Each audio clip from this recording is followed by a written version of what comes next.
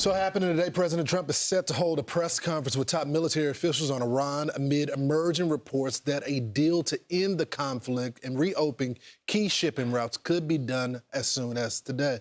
This comes as we learn brand new details on the commander-in-chief's busy Easter weekend after he personally ordered a historic rescue for 2 U.S. airmen that were trapped in Iran after their jet went down. That involved over 100 special ops forces, dozens of aircraft, and a CIA deception campaign that sounds straight out of Hollywood. The pilot of the jet was rescued on Friday before a complicated search and rescue mission was set off for the other service member on board. That second airman, the weapons systems officer, surviving more than 30 hours behind enemy lines, climbing more than 7,000 feet to hide in a mountain crevice as Tehran called for his capture. That's where the airman activated an emergency beacon armed with only a pistol to defend himself. And we now know that while the crew member was being rescued, the U.S. unleashed an arsenal to protect the extraction point, including drones, B-1 bombers, and nearly 100 2,000-pound satellite-guided bombs. So President Trump touting the mission's success,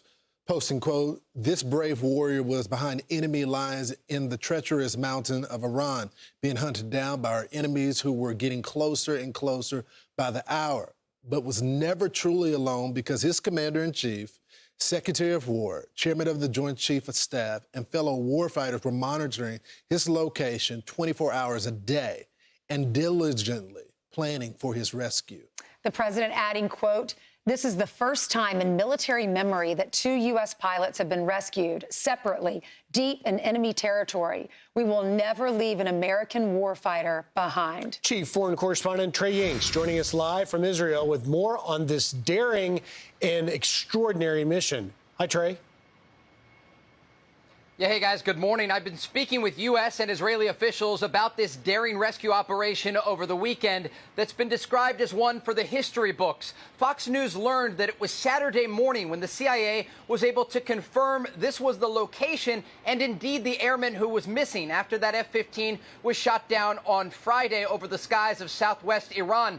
The CIA was confirmed this was a deception campaign by the Iranians trying to lure in special forces and then attack them. But once they were able to use advanced capabilities and confirm this was the airman, the message was delivered to the Secretary of War, Pete Hegseth, the Joint Chiefs Chairman, and ultimately the president. That's when I'm told President Trump made the decision to order this operation to rescue the airmen, and within 12 hours, there were U.S. boots on the ground inside of Iran conducting this operation.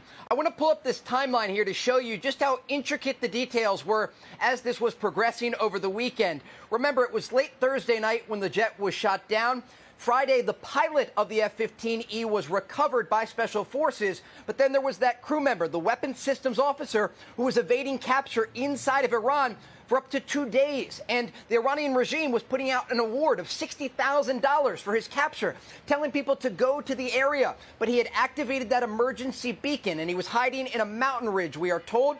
That's when that special operations force got the call Saturday morning to start sending planes to Iran and start this mission to rescue him. Now, the president says that he was injured, but again, everyone made it out of Iranian territory unharmed when the operation was taking place. And I'm told that the success of this had to do with a CIA deception campaign. A senior U.S. official telling me over the weekend that the CIA leaked through multiple sources that they were trying to move a valuable package out of the country through a maritime exfil. This was meant to draw the Iranian forces away from the area where the U.S. crew member was located. That deception campaign, I'm told, worked, and they were able to conduct this mission and safely rescue the crew member. Now, the Wall Street Journal today is reporting the complex mission quickly ran into problems, officials said, as the U.S. redirected aircraft in the region to help with the mission. Some planned targets, including missile launcher sites, were left untouched. That allowed the Iranians to fire more weapons than usual in recent days, according to officials.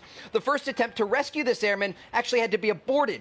2 H-6 helicopters did take small arms fire from the ground, and the crew members were wounded, but they did safely return to friendly airspace in Kuwait. Now, guys, again, as this was taking place, there were multiple moving parts here, and I'm told the coordination was at such a high level that the president was directly involved each and every hour to ensure that this was a successful operation. And what's important to note here is that the Pentagon had prepared contingency plans, understanding that when you send more than 100 special forces deep into Iranian enemy territory, things can go wrong. But they were able to conduct these contingency plans in a way that allowed all of these special forces, along with the rescued crew member, to get out of harm's way. And again, we are told this is a historic operation. It has been described by both U.S. and Israeli officials as something that could not have been done by any other military than that of the United States. I think, Trey, what's really remarkable, if you could speak to also, is the fact that they were able to go in just south of Isfahan, that nuclear area we struck during Midnight Hammer last summer. That's where they set up this temporary forward operating base, or FARP, a forward arming and refueling point on the ground, and they brought in 2 specialized C-130s to set it up. But then even with the ability to do that, the C-130, one of the C-130s, gets stuck in the sand. They have to alter the plan, ultimately having to destroy them before they ultimately get out. Walk us through that part of it. Yeah, a source told me this operation speaks to the excellence of the U.S. military and their ability to move and think on the fly. We understand that at least one U.S. transport plane got stuck and had to be destroyed. They altered plans in real time and were able to get out of harm's way. You see this map here. This is the location in southwest Iran. It is relatively deep inside of Iranian territory and just south of the city of Isfahan, where we know that the IRGC has military leadership, officials, and also the infrastructure to launch attacks nearby. And that is part of the reason we are told that these Reaper drones were in the skies above this area. And reports indicate that if any Iranian forces got close to the area where the rescue mission was going to be conducted, that immediately strikes took place. And I'm told by a senior U.S. official there was a lot at stake here. And the official went on to say, we've seen before what they do with prisoners. We were going to expand every single effort to make sure we got to him first. And again, this speaks to the idea of no man left behind. As a guest earlier on Fox and Friends said, this is not a T-shirt or a slogan for the U.S. military. This is an operation, and this is the way that the U.S. military conducts themselves. If there is one of their own left behind enemy lines, they will go and spare no expense to ensure that that crew member or that colleague gets home safely. And that's exactly what we saw over the weekend. And again, these exclusive details that Fox News learned over the weekend. It was Saturday morning when the CIA was able to confirm this was indeed the U.S. airman. This was not an Iranian trick to try and lure in U.S. forces. Immediately, the Secretary of War, the Joint Chiefs Chairman, and ultimately the President were made aware by the CIA. And it was the Commander-in-Chief himself that ordered this operation, a successful operation, to bring home this U.S. service member. You know, Trey, I know you've been working the phones over the weekend, talking with sources. One source told me that it got scrappy at the end. But one of the key details was them confirming that it was him. And he said something over the airways where they weren't sure if it was him or not. What did he say? He said, God is good. He's a religious man. And according to reports, his fellow pilots and weapons service officers knew it was him because of this statement, because they said he's a religious man. He is someone who believes in God and someone who on this Easter weekend knew that he was going to be rescued. There is an understanding, there is a protocol. When pilots or crew members are shot down, they practice and they train for this. And despite the fact reports indicate he only had a sidearm on him, he had faith that the U.S. military was going to get there and deliver. And I spoke with President Trump over the weekend, and he gave so much credit to the U.S. generals. You could tell that the president believes in his military commanders and knew that if he ordered this operation into enemy territory, that they could get the mission done despite the challenges that they faced. And that's exactly what happened. And despite the fact that this weapons service officer was injured, according to the president, he is expected to make a recovery, and he was able to get rescued by his colleagues who went deep into enemy territory in the dark of night in southwest Iran and conducted this high-risk operation. Trey, how are we able to pull it off without anyone being killed or them being able to detect where we are in Iran? Because I know we can detect where their leadership is. We were able to take out, or Israel was, be able to take out the Ayatollah, a lot of the leadership.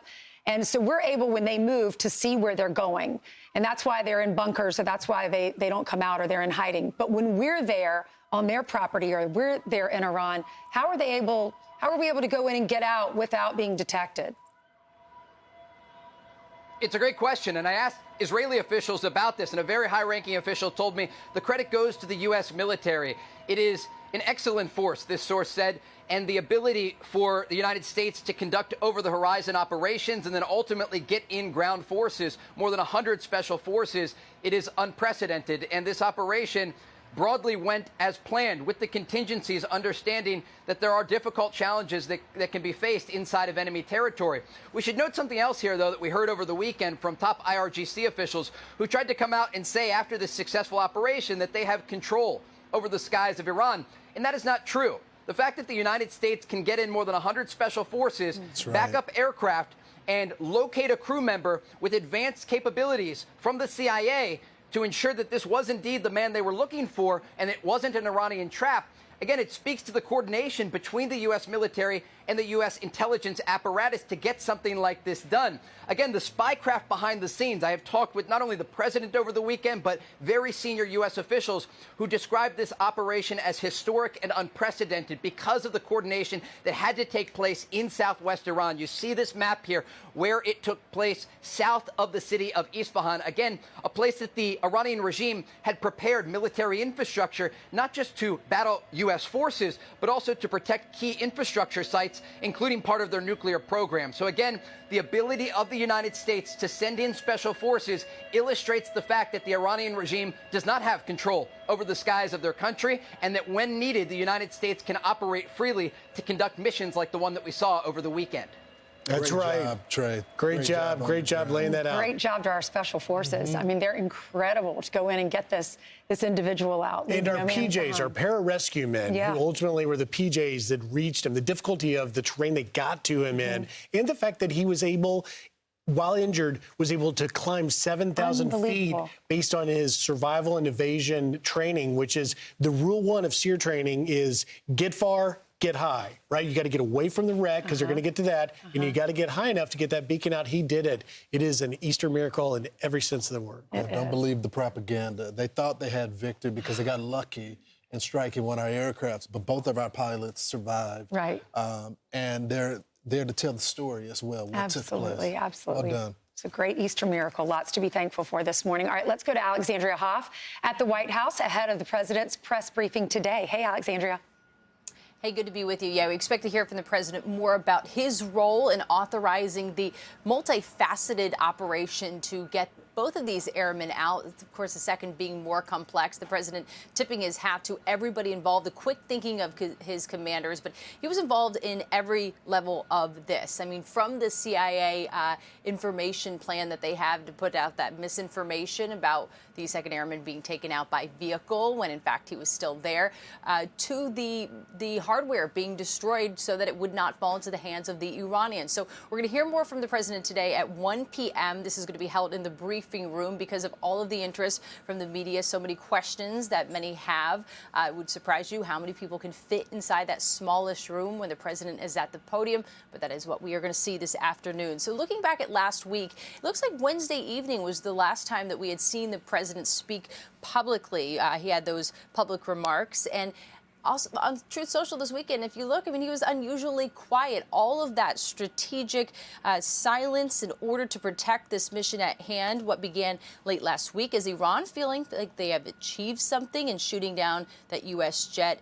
That feeling for them has been reduced to disgrace, with the president saying that the U.S. has once again proven overwhelming air dominance and superiority. He wrote on Truth Social this, quote, "This is a moment that all Americans, Republican, Democrat, and everyone else should be proud of and united around. We truly have the best, most professional and lethal military in the history of the world." We're going to listen to Senator Dave McCormick right now. He's going to speak about the strength shown all around. Listen. This guy, this airman, was an absolute hero. He climbed 7,000 feet. When the planners were trying to identify where he was, they couldn't imagine that he was both injured and was able to get to that point where he could eventually be rescued. So a remarkable operation that only America, only the American military and the American intel community could pull off. So Reuters is reporting that Iran and the U.S. have received a plan to end hostilities. This is a framework that was put together by Pakistan. It reportedly includes an immediate ceasefire followed by a comprehensive agreement. The White House, they're telling Fox this morning that the president has not signed off on this and that Operation Epic Fury continues. Of course, all the success of this mission over the weekend came with a renewed warning from the president that bridges and power plants will be targeted tomorrow if the Strait of Hormuz is not opened. Guys. 8 p.m. Eastern time, he said. Yep. All right, he's bluffing. Nope, he's Alex, thank you very much. I'm Steve Ducey. I'm Brian Kilmeade. And I'm Ainsley Earhart. And click here to subscribe to the Fox News YouTube page to catch our hottest interviews and most compelling analysis.